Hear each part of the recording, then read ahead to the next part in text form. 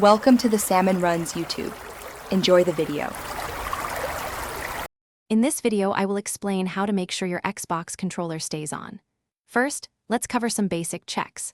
Always ensure your controller has sufficient power, either by checking battery levels or inserting 2 new AA batteries. Also, confirm you are within a 10-meter operating range of your console.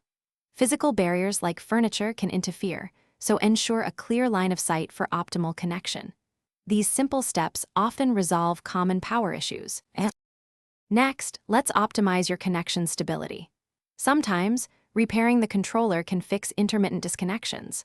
Press the sync buttons on both the controller and console to re-establish a strong link.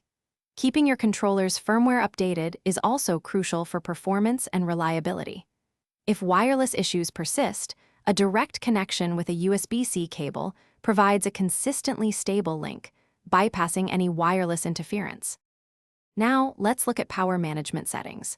Your Xbox console has options that can affect controller behavior. Navigate to the accessory settings to disable the controller's idle shutdown feature, preventing it from turning off after 15 minutes of inactivity. Also, check the console's power-saving options to ensure it doesn't enter sleep mode prematurely, which can disconnect your controller. Adjusting these settings helps maintain a continuous connection.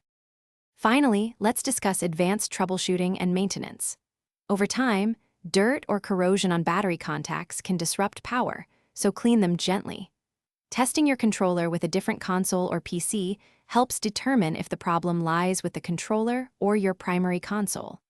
If all else fails, performing a factory reset on the controller can often resolve persistent software glitches, restoring it to its original, reliable state. Thanks for watching. Consider subscribing if we helped you.